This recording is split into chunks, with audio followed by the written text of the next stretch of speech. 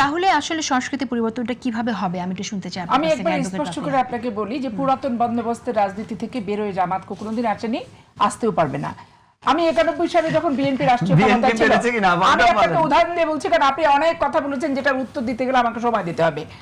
আমি চটপট করে বলে ফেলছি। 1991 সালে 2টা মহিলা এমপি দিয়ে বিএনপিকে সমর্থন দিয়েছে জামাত ইসলাম, কিন্তু আমি দেখেছি যে শ্বেত সন্ত্রাস করেছে রাজশাহী বিশ্ববিদ্যালয়, BL college, Chittagong college, Chittagong বিশ্ববিদ্যালয়, জামাত ইসলাম।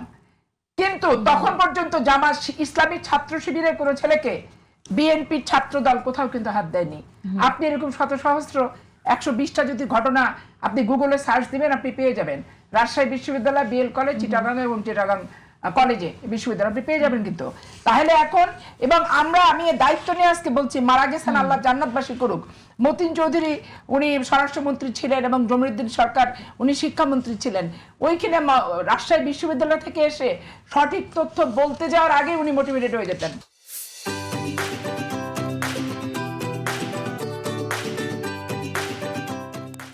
এবং যে আমরা মুখই পেতাম না তখনও, শুধু আমি পাপিয়ার এই বক্তব্য না, তৎকালীন সময়ে সারা বাংলাদেশে জামাতের বিরুদ্ধে সর্বদলীয় ঐক্য ছাত্র সমাজে তৈরি হয়েছিল।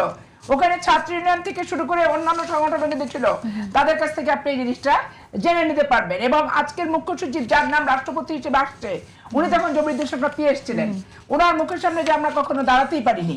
আজকাল নতুন বন্দোবস্তের রাজনীতি কিভাবে আসবে? 91 সালে বিএনপির সাথে ক্ষমতা থেকে বিএনপি ছাত্র হত্যার সাথে যে জামাত ইসলাম জড়িত, নতুন বন্দোবস্ত আপনি আর যাই হোক জামাতের কাছে আশা করতে পারেন না। 2001 সালে জোটের অংশ থেকেছে, 2টা মন্ত্রিত্ব নিয়েছে। তারপর সারা বাংলাদেশ, বিশেষ করে রাজশাহী বিশ্ববিদ্যালয়ে যেভাবে অত্যাচার, ছাত্র হত্যা থেকে শুরু করে জামাত ইসলাম করেছে, এদের কাছ থেকে এদের বন্দোবস্ত একটাই, হত্যা, খুন, প্যানিক, সন্ত্রাস, ইয়ানত খাওয়া, জাকাত খাওয়া, ফেতরা খাওয়া, কোরআন আর মসজিদকে নিয়ে হচ্ছে রাজনীতি করা, মহিলা মাদ্রাসায় বাচ্চাদেরকে ধর্ষণ করা, আর ছেলে হলে তাদের বলৎকার করা। এই স্পষ্ট এই দৃষ্টিভঙ্গি থেকে ওরা কখনোই বেরোতে পারে নাই। আজকাল মেয়ের সাথে কে কি করলো না করলো, মঞ্জু ভাই বলতেছে যে বিএনপির অনেকে করছে অপ্রকাশিত আছে, অমুক আছে তমুক আছে। আরে ভাই, প্রকাশিত যদি না থাকে সেটা নিয়ে কি আপনি কথা বলতে পারেন নাকি?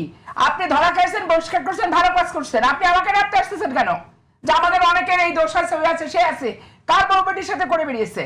এবং আপনি জানেন এই রীতিমতো ফেক 980টা অপতথ্য দিচ্ছে বিএনপির এগেইনস্টে এই ফেসবুক, এবং সেটা প্রমাণ তদন্ত করে পাওয়া গেছে যে 980টা অপতথ্য, যেখানে এই মেয়ে সুলভ আচরণ থেকে শুরু করে চাঁদাবাজি, ট্রাকে আগুন, এগুলো সব কিন্তু অপতথ্য। মন্ত্রিসভার নতুন তালিকা, দলে দলে এনসিপিতে যোগ দিচ্ছে বিএনপির নেতাকর্মীরা, বিএনপির আভ্যন্তরিক কোন্দল নিয়ে মন গড়া তারা করছে, এবং বিএনপির নেতাকর্মী হত্যা, খুন, ধর্ষণের সাথে জড়িত। এইরকম হচ্ছে 980টা অপতথ্য। এই অপতথ্যকারীগুলো কারা? এগুলো জামাতের বড় বাহিনীর দ্বারা। মঞ্জু ভাই শিবির ছাড়ছে কেন? মঞ্জু ভাই শিবিরের এই আইডিওলজি, শিবির ছাড়ি না, জামাত ছাড়ছে কেন? এই আইডিওলজি, এই অপসংস্কৃতি, এই ইসলাম নিয়ে ব্যবসা, ধর্মের কথা বলে হত্যা, রক কাটা, লাশ সাথে চিনতে না পারে সেই জন্য কেমিক্যাল দিয়ে মুখ পুড়াই দেওয়া, এগুলোর সাথে উনি অ্যাডজাস্ট করতে পারেননি জন্যই হয়তোবা উনি ওই জায়গা থেকে সরে আসছেন। আজকে উনি বলছেন পার্লামেন্টে কেন বক্তৃতা ভালো দিতে পারছে না। কিভাবে দিবে? যারা মাদ্রাসা ওরিয়েন্টেড এবং তারা ছাত্র সংগঠন করতে যেই শিক্ষা প্রতিষ্ঠানে লেখাপড়া করছে, আপনি সাংবাদিক যেছেন, আপনি তথ্য নিয়ে দেখেন, তারা প্রত্যেকেই তাদের শিক্ষা প্রতিষ্ঠানে কমসে কম 10টা করে হত্যা মামলার আসামি, এবং তাদের নেতৃত্বে এবং তারা প্রকাশ্য দিবালোকে হত্যা করছে। হত্যাকারীরা পার্লামেন্ট অর্থবহ করবে, রাষ্ট্রকে অর্থবহ করতে হবে, এইটা আমি পাপিয়া আমার জীবদ্দশায় কোনো দিনই বিশ্বাস করে যেতে পারি না, বিশ্বাস আমি করতেও পারি না। এখন 91 সালে ক্ষমতায় থেকে অংশ নিয়ে যারা ছাত্রদলকে হত্যা করে তাদেরকে আপনি কি দল বলবেন? নতুন বন্দোবস্ত, পুরাতন বন্দোবস্ত, আপনি ঐক্যবাদের কথাই শুধু বলেন। ঐক্যবাদ কমিশনের মিটিংয়ে বসে তারা গোটা বাংলাদেশের বিএনপির বিরুদ্ধে কর্মসূচি দিয়ে দিল, গোটা বাংলাদেশের গণজামায়াত তারা দিয়ে দিল।